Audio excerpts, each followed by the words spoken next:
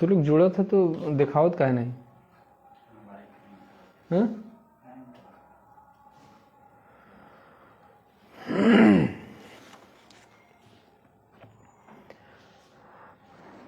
नमस्कार, नमो बुद्धाय।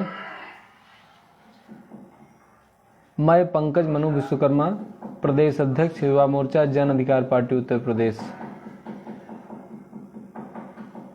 पूर्व सूचना अनुसार मैं फेसबुक लाइव हूं। जो भी हमारे साथी हमसे जुड़ रहे हैं, शायद नेटवर्क की समस्या की वजह से आवाज़ ठीक से नहीं आ पा रही थी।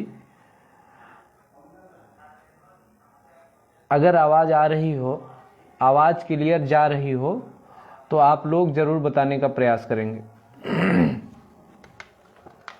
काफ़ी प्रयास के बाद हमको लगता है कि आवाज़ बराबर लोगों को मिल रही है। शिव कुमार जी, आवाज़ आ रही है ना?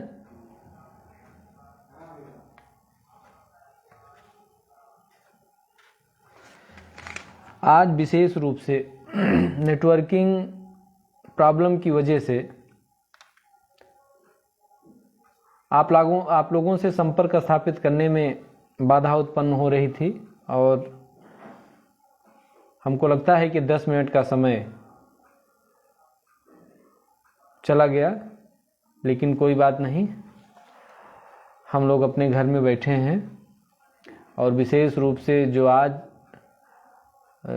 चर्चा का सत्र था वह आप लोगों के लिए ही था। गौतम पटेल, चांदपुर गौतम भाई, सुमित विश्वकर्मा जी, शिव कुमार विश्वकर्मा जी, तमाम सारे साथी हमसे पुनः जुड़ रहे हैं। आज विशेष रूप से जो चर्चा का सत्र है वो संविधान दिवस के शुभ अवसर पर, क्योंकि आज हम लोग अपनी बातों को आपके बीच या एक दूसरे के साथ बैठ करके चर्चा पर चर्चा कर ले रहे हैं, अपनी बातों को आम जनमानस तक स्वतंत्रता पूर्वक पहुंचा पा रहे हैं। आज जो यह हमको खूबसूरत स्वतंत्रता मिली है वो निश्चित रूप से उसी संविधान की देन है। आज का दिन हम लोगों के लिए एक बहुत बड़े त्योहार का दिन है कि आज हम लोग आज़ादी की आबो हवा में स्वच्छंदता पूर्वक सांस लेकर के अपनी बात को स्वतंत्र रूप से कह पा रहे हैं। और आज उसी जो हम लोगों को स्वतंत्रता मिली है, उसी संविधान की बदौलत स्वतंत्र रूप से अपने पेज जन अधिकार युवा मोर्चा उत्तर प्रदेश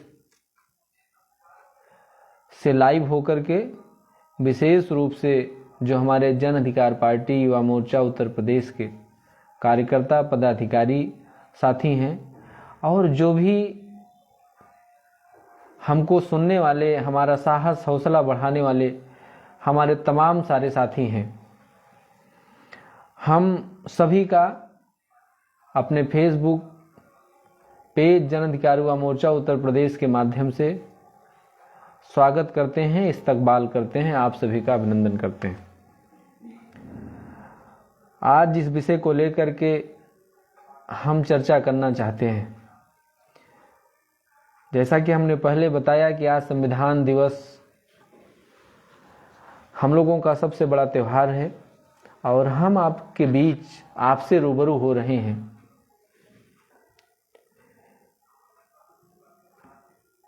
जो इसका मुख्य श्रेय है, अगर आज हमारा संविधान न होता तो शायद हम स्वच्छंदता और स्वतंत्रता पूर्वक आपके समक्ष अपनी बात न रख पाते। संविधान 1947 में लागू हुआ, देश आजाद 1947 में हुआ और 1950 में संविधान लागू हुआ। चूंकि हम लोग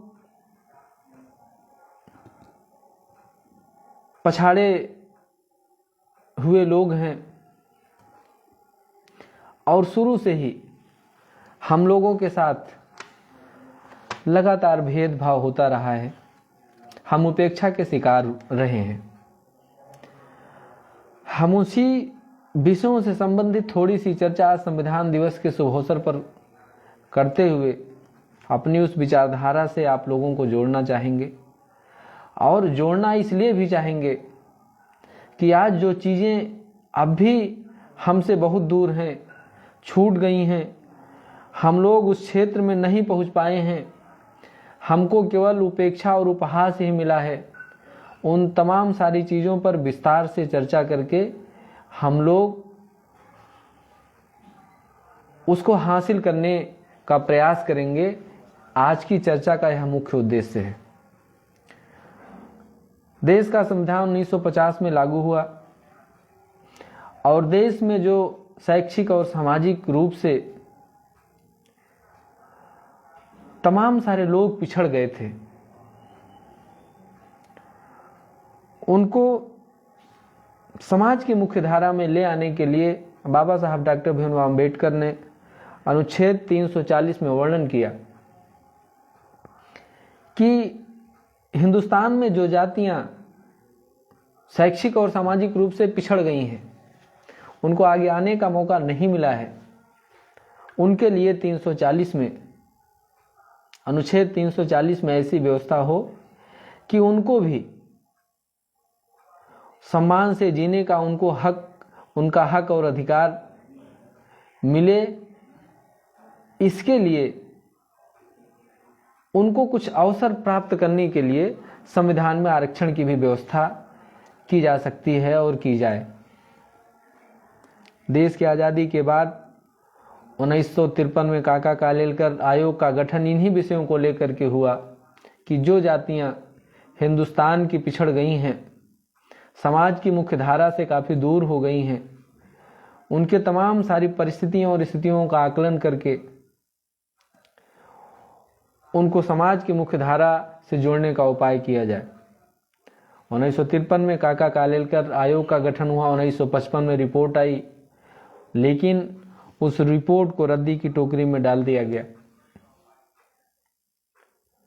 यह कहते हुए कि अभी इसमें तमाम सारी खामियां हैं, क्योंकि नियत हमको लगता है कि उन लोगों की नहीं रही होगी,